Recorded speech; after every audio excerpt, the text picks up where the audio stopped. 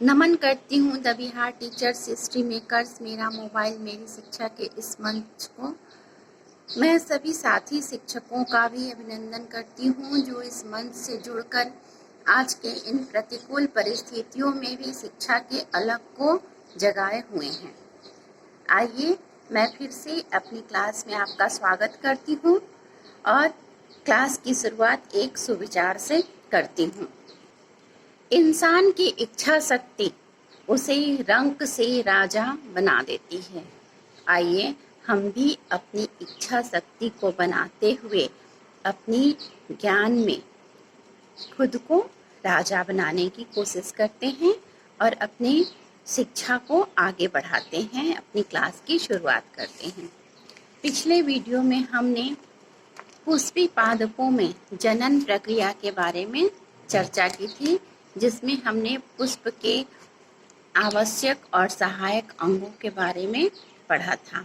आज हम उससे आगे परागन के बारे में जानेंगे, जो जनन प्रक्रिया के लिए एक आवश्यक क्रिया है।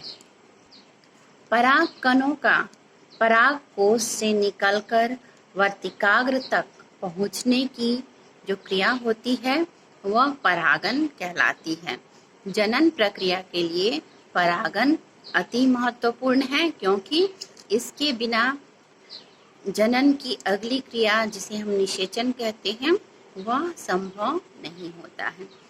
परागन की क्रिया दो प्रकार की होती है, दो विधियों से होती है। एक स्वपरागन और दूसरा परपरागन।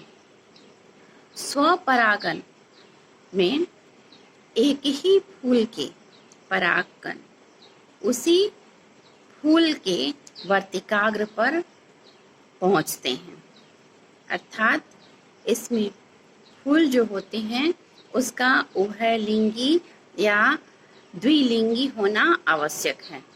अर्थात फूल में स्त्रीकेसर और पुंकेसर जब दोनों उपस्थित हों तभी यह क्रिया हो सकती है। तो उस एक ही फूल का परागकण किसी भी विधि से उसी फूल के वर्तिकाग्र पर पहुंचता है, इसे स्वपरागन कहा जाता है। दूसरा है परपरागन। जब एक फूल का परागकण किसी दूसरे फूल के वर्तिकाग्र पर पहुंचता है, यह क्रिया परपरागन कहलाती है। अधिकांश फूलों में परपरागन की क्रिया ही होती है। परागन की क्रिया के लिए किसी बाहरी कारक या एक्सटर्नल एजेंट का उपस्थित होना आवश्यक होता है। ये बाहरी कारक हैं कीट या कीड़े मकोड़े, पक्षी, पशु, मनुष्य, वायु या जल।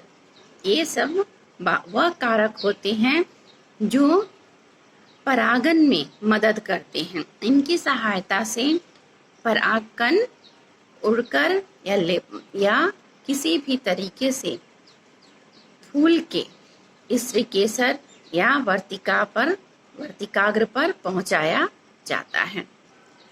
जब कोई कीट किसी पुष्प पर बैठता है तो उससे उस पुष्प का परागकण चिपक जाता है, उसकी बॉडी से उस पुष्प का परागकण सट जाता है।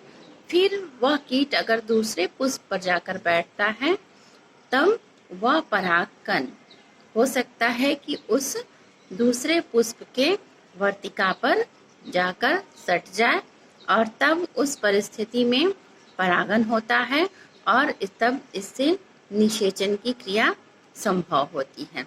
इसके लिए अन्य जो बाहरी कारक हैं वह भी उत्तरदायी हो सकते हैं।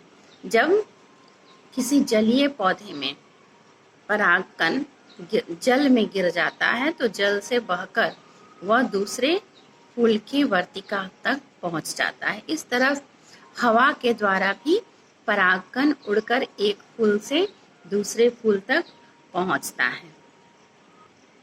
परागकणों का वर्तिकाग्र तक पहुंचने के बाद निषेचन की क्रिया प्रारंभ होती है। नर युग्मक मेल गैमेट और मादा युग्मक फीमेल गैमेट के सम्मेलन से निषेचन की क्रिया होती है। परागन के बाद जब परागकण वर्तिकाग्र पर पहुंचता है तो वर्तिकाग्र की सतह से एक पोषक पदार्थ का स्राव होता है, जिस स्राव को ग्रहण करके परागकण वृद्धि करता है।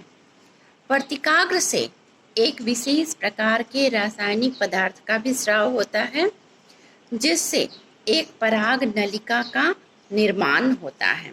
पराग नलिका एक नलिकाकार संरचना होती है। इस चित्र में हम देख सकते हैं, यहाँ वर्तिकाग्र है, यह भाग वर्तिकाग्र है और यह परागकण यहाँ जब गिरता है आता है तब यह पोषक पदार्थों को ग्रहण करके वृद्धि करता है और रासायनिक पदार्थ के स्राव से यहाँ पर एक नलिकाकार संरचना का निर्माण होता है।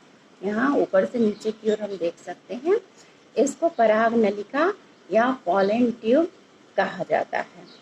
तब परागकण इसी पॉलन ट्यूब या पराग नलिका के द्वारा वर्तिकाग्र से वर्तिका होते हुए पॉलन ट्यूब से होकर यहाँ बीजांड के अंदर अंडाशय में पहुँच जाता है, जहाँ फिर निषेचन की क्रिया संपूर्ण होती है।